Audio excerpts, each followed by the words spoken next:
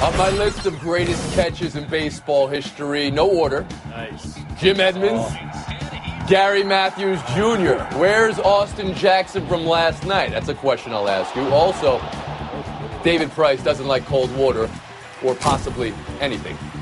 And training camp fights in football. Why do we do them again? Does anyone know? Is there any perfect? We can talk about them on this show. Just to break up. Let's go around the horn. I mean, the Vikings were asking for and then getting a training camp Around fight the this Horn, week. Like it was the show of competitive banter. Predetermined. Here's Tony So if I Reality. request a show fight, that means... We'll talk about that in a second. Ravens general manager Ozzie Newsome this afternoon. Quote, we are going through a process and we have not made a decision. Steve Bisciotti has not told us we cannot sign Colin Kaepernick, nor has he blocked the move. Whoever's making those claims is wrong.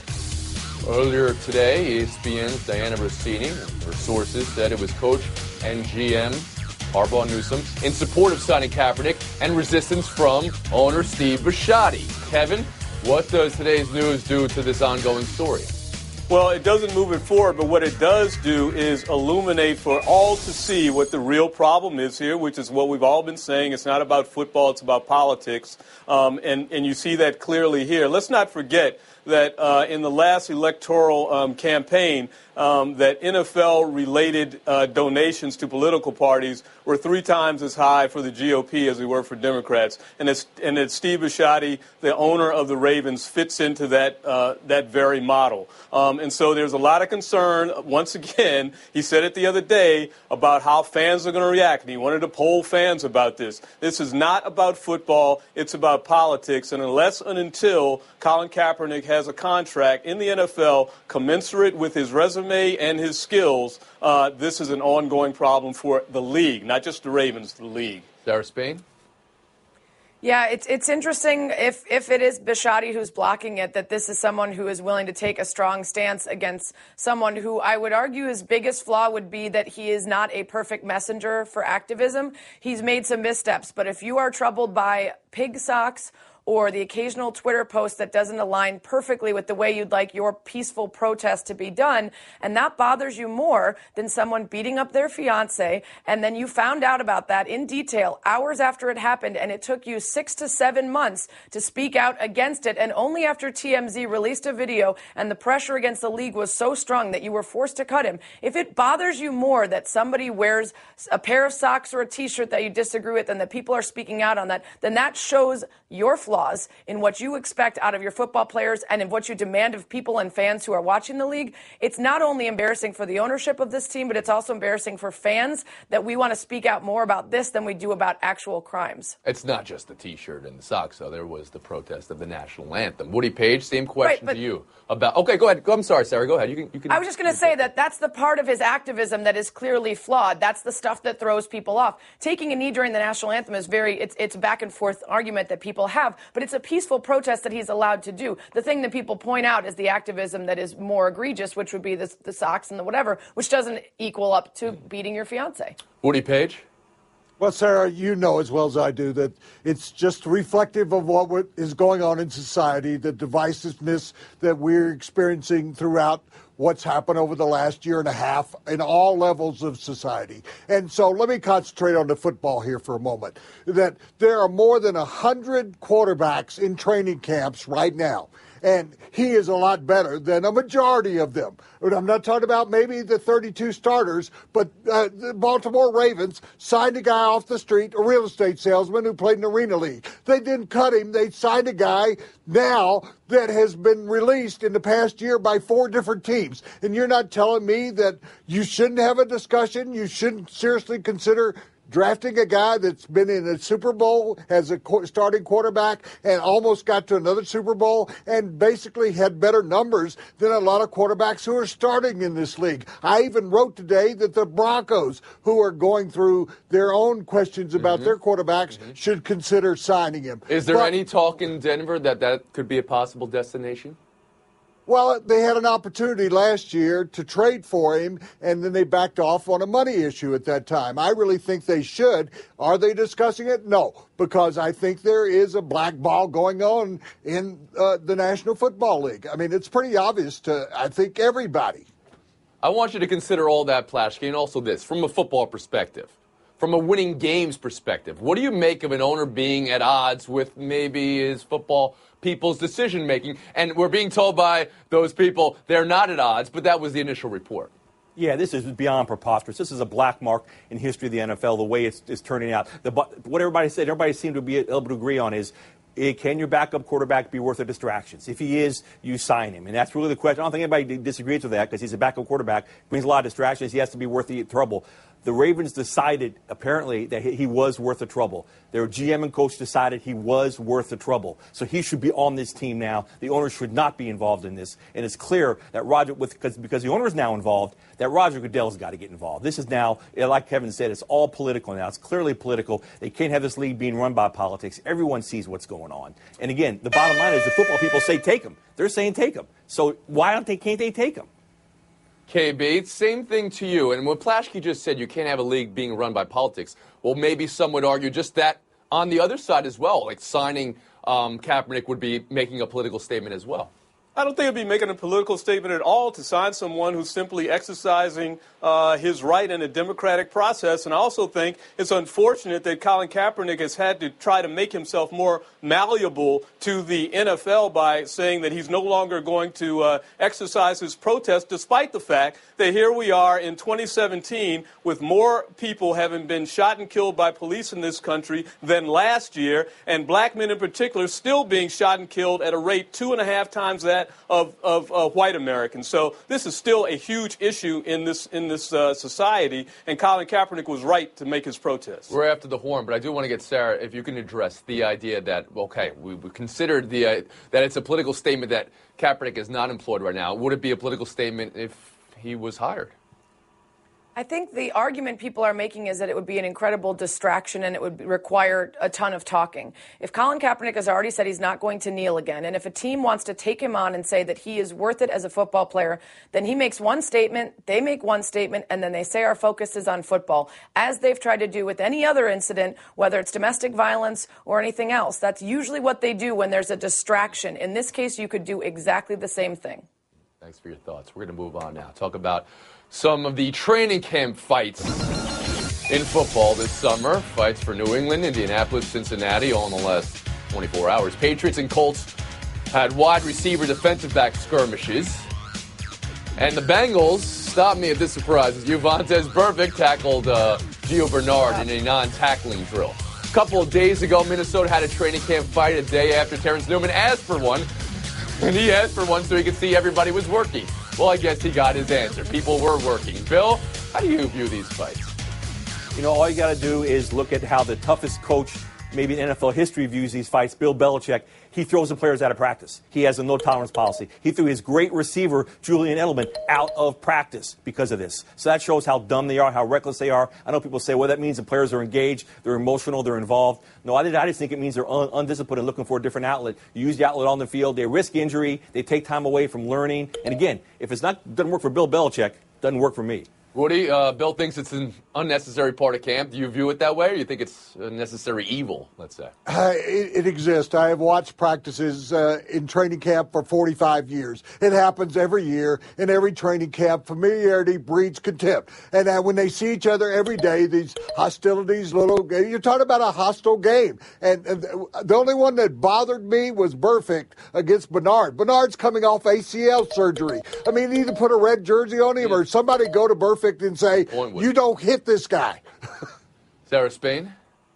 Yeah, clearly the Burfict one is slightly different because they're not supposed to be hitting in the first place. Then he hits him at the knees, and he's recovering from an ACL tear. And his teammates all started a larger scrum, including a coach getting thrown to the ground because they all knew all of those things, and somehow Vontaze Burfict didn't. But beyond that, I agree with Woody. This is what happens when you get back into football after your summer off. You're excited to hit people, and if the only person in front of you is your teammate, you're going to hit him. And KB? Yeah, I mean, it reminds me of a battle royale sometimes because some of these guys, and that wasn't the example I'm thinking of, we were talking about veterans, but some of these guys are scrapping for that last spot on a roster, and they think that somehow that's going to make them stand out and appear more fierce than the other guy who's going for that same position. You don't buy that? You don't think there's value to it in any way? I mean, I don't see the value, and I see maybe individual value if you think your coach is not like Bill Belichick, and most coaches are not. We've been horrible. We'll move on.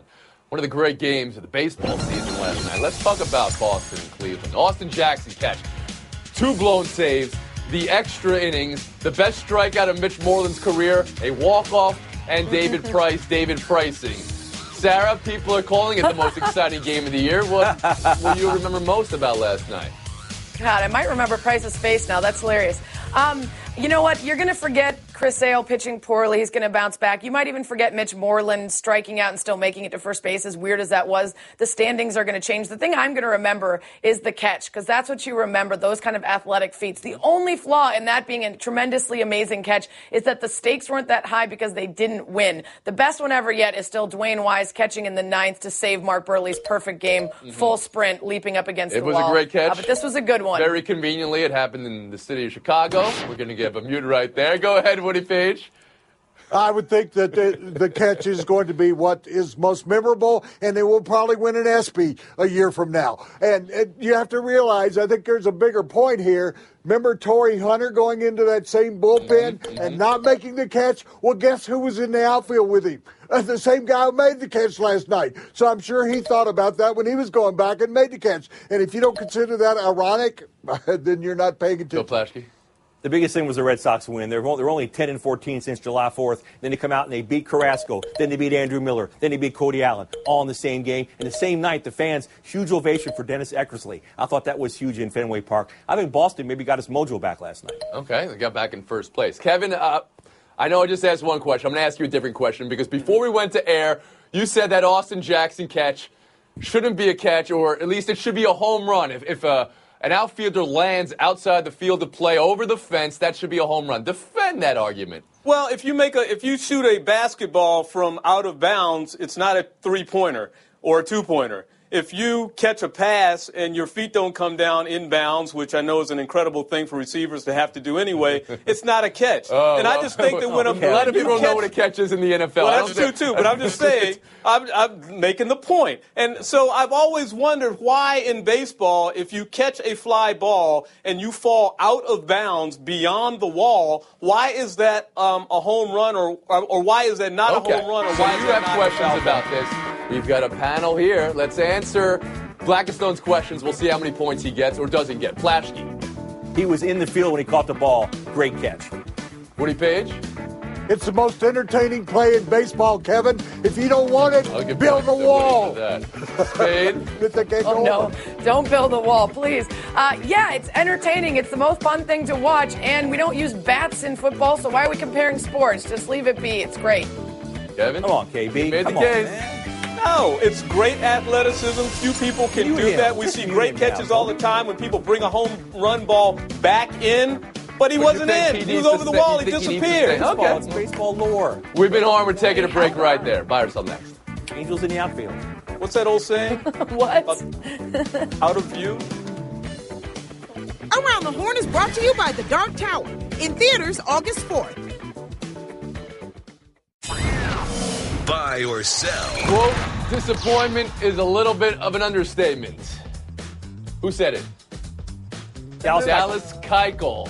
The Astros beat reporter for MLB.com, Brian McTaggart, on Houston not making a move at the deadline. This national panel, you guys are experts at disappointment. Bill, buy or sell Keuchel's comments? I'm selling this. This is something you say before the trade deadline. You come out and put pressure on front office to make a move, say this. But once it's happened, it's over with now. It's done. You got to win with what you got. You have to project an air of confidence and calm to your younger teammates. You don't complain now. It's done. The front office already did you wrong. Deal with it. How you see it, Woody? No, Bill, you're wrong. We want our players to be honest to us, and he is. I like Dallas on Houston here. They have the 21st in ERA bullpen. They needed some relief help given the problems they've had lately, and he's just expressing the disappointment that they all have. Babe. Yeah, they lost 3 more pitchers to the DL this week. Keuchel himself coming off a 2-month absence, so he understands that even if you feel confident in what you have, sometimes other people are going to need to step up in their absence, and he believes they're good enough. And if you're good enough, like the Cubs and the Yankees and the Nationals and the other teams that went out and got Dodgers. better, And the Dodgers. Settle Bill, down, I would Flash never forget King. the Dodgers. All right, this isn't your FaceTime, Spain. Blackistone, go ahead. And that's exactly why you have to buy Dallas and sell Plaschke, because Plaschke's Dodgers went out and got you Darvish. Come on. If you're in the mix at this time in the season, you go out and you try and make your team even better. Buy or sell to Max Scherzer. He was having neck issues, he says, after a bad night's sleep a few days ago. Got through the first inning last night, hit his first career home run in the second, then left after one warm-up pitch in the bottom of the second because of the neck. About the home run, by the way, he says it didn't make his neck worse. In fact, he credits the neck helping him keep his head down in the box to hit the home run. Woody, big deal, little deal, or some other kind of deal? Well, I think I need to sleep like he did then, where I can keep my head down in golf. But we know this is a durable player. He knows his body a lot better than we do, and there's not a big deal out of this at all. He made the right move because you're going to need him the rest of the season and postseason, not right now. I think it was a smart deal for him to remove himself. They've got 5 other major players on the DL already. Take yourself out. It hopefully is, well, just as he described it, just a neck ache. He hasn't been on the DL since 2009, so presumably he's going to stay healthy and come right back for his next start. Kevin? This just makes me concerned about what goes on with Nationals pitchers when they're home alone. Matt Scherzer now says he couldn't get comfortable in the bed. Get some Peacock Alley linens and pillows. Really good. Coda Glover, a would-be starter, got hurt in the shower. Come on, what is going on here? Was it a commercial? Hashtag ad. Hey, I for one, you spend a third of your life sleeping, so I for one am Thank you. here for any news on pillows. Well, Plaschke, you will have an opinion on this? I think it's yes, I do. As a matter of fact, I think it's a scary deal. I think this guy leads the league in his pitch. This is a tough guy. He doesn't come out of games, especially games he's leading. He doesn't come out of the games easily. I think that the Nats should be a little bit worried. You don't see this in Matt Scherzer very often. If Buy or sell 3. Steph Curry playing the Web.com tour, Ellie Mae Classic. He says his goals are to get off the first tee and also have a chance maybe of making the cut on Friday. That would be winning the tournament for him, is what he said. Sarah, is making the cut a realistic goal for a professional athlete from another sport? Yeah, I mean, it's a goal. He did say very humbly that he was, amazed at the preparation of the other golfers. He's 3,000 to 1 to win it.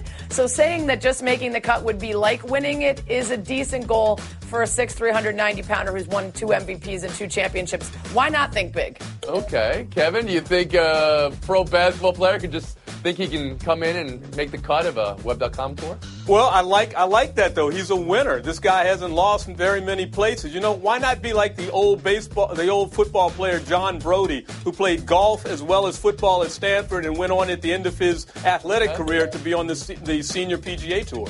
Flashy. I'll give you Rick Rhoden, one better, former Dodger, great golfer. But I think he's very humble, and I think that humility is warranted. I can't see him making the cut. I don't care. I know he's a 2 handicap and all that. This is a whole nother world. These guys are playing for their lives out there, for their livelihoods. I don't see him making the cut. Okay, but you are getting a mute for bringing up a Dodger. And Paige, how about you? As someone who's played in a bunch of pro-am, most important thing you can do is get off that first tee without hitting anybody. There are no mulligans. He is not going to make the cut. He's an extremely good golfer, but he is not going to make the cut. I make him 5,000 to 1 to make the cut, much less win. All right. Some would have said those were your odds starting today's show, Woody Page. But look at this. You're in the showdown. So is Plaschke. Spain, Blackistone getting the bolt right here, missing the cut. We'll see you next time. Bill, Woody, showdown next. Okay, keep your eyes closed. Okay. I want to show you my first ever painting. All right. Okay. Open your eyes. Oh, that's a lot of colors and shapes. So be honest. What do you think? Well, I like how if you switch to Geico, you could save hundreds of dollars on car insurance. Oh, yeah, that's true. Yeah. Here, why don't I hold your paintbrush while you call them? Geico, because saving 15% or more on car insurance is always a great answer. This is the 125th career meeting and showdown for Bill Plaschke and Woody Page. Wow. Welcome. Wow. And let's talk about this Super Bowl. This play right here, that's Falcons linebacker Devondre Campbell. And he told Bleacher Report he has rewatched the Super Bowl, this play, and the whole choke job every week since. Bill, you think that does more good or harm?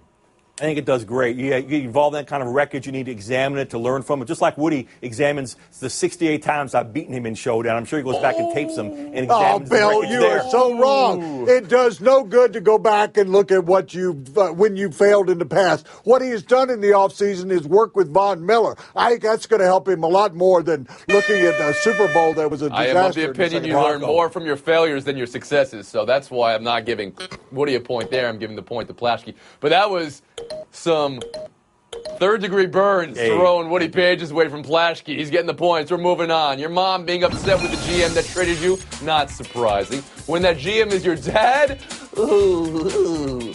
Woody, the Avila family, now that Alex is a Cub. Is that all right for mom to be upset? Does dad have some explaining to do? No, that's foul. I mean, this was a business decision. It was not a personal decision. And guess what? It's not that far to drive from Detroit to Chicago. She can still visit her grandkids, and they can stay with her for most of the rest of the season while they move on. So she is wrong. No, she's a grandmother. Grandmothers have the right to do and feel whatever they want to do. It's all about being a grandmother. You have all the rewards and other responsibilities. She can cry. She can moan. She has that right to do that, to make them feel bad. That's her duty as a grandmother. That's her right. That's her reward. You've never been a grandmother. But he's had one before, Woody. All right, 125 appearances. This is win number 69. Nice for Bill Plaschke in his matchup with Woody Page. Take it, Bill. So we have a little issue out here with one of our football teams. Aaron Donald is in the 5th day of his holdout for the Rams, defensive tackle, the best defensive tackle in football, arguably the best defensive player in football. They need to get this fixed. This is one of those holdouts from hell where both sides are right and both sides are wrong. The Rams need him in camp. They struggled their first year here. The Chargers are right down the street training, getting big fans. The Rams need to hold and try to grab on to Los Angeles. They need Aaron Donald to do it. Aaron Donald needs them to become the great player he needs to be. They need to get this fixed now. Bill Plaschke, 340 career wins. He's the 4th fastest in show history to 340, which is last of everybody who has 340 wins, so it's not that great. So congrats, Bill. Guess who was the fastest?